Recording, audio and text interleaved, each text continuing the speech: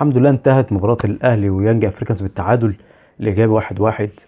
الحمد لله نتيجة كويسة. النادي الأهلي اتصدر المجموعة الحمد لله برصيد 8 نقط. اليانج أفريكانز في المركز الثاني برصيد 5 نقط، ولسه شبيبة القبائل والجيش الملكي هيلعبوا مع بعض وكل واحد منهم ليهم نقطتين.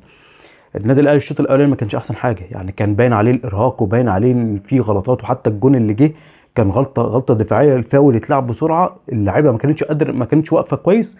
قدر في دربكه في منطقه الجزاء، ديانج ما عرفش يخرج الكوره، قدر ان اليانج افريكانز ان هو يجيبها الهدف الاول. الشوط الثاني الحمد لله إن الاداء بتاع النادي الاهلي اتحسن. النادي الاهلي الحمد لله قدر ان هو يحرز هدف من بديانج، صلح غلط وجاب الجون التعادل، وانتهت المباراه على كده. التغييرات، حتى تغييرات يسترب ما فرقتش كتير، هي ما هي بس اللعيبه، يعني اللعيبه كانت يعني مجهده، فطلع اللعيبه ونزل لعيبه تانية ما فرقتش كتير. يعني طاهر ما فرقش عن بن شرقي بحاجه، بن رمضان ما فرقش، زيزو ما فرقش، كل اللعيبه ما كانتش في احسن حاجه يعني. لكن التغييره يمكن اللي عدلت شويه هي تغييره احمد عيد لما نزل عملت كثافه دفاعيه، وقدرت ان تطلع اخر ربع ساعه في الماتش بالتعادل لحد ما ربنا ييسر والماتش خلص على خير. الحمد لله ربنا كرم النادي الاهلي، ان شاء الله القادم افضل ان شاء الله.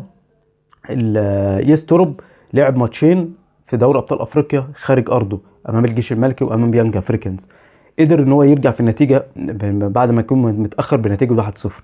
الحمد لله، يعني ده بيدل ان هو يعني بفضل الله يعني كويس بره ارضه، لكن لسه طبعا لسه قصه المنافسه على اللقب لسه عايزه وقت، ان شاء الله خير ان شاء الله.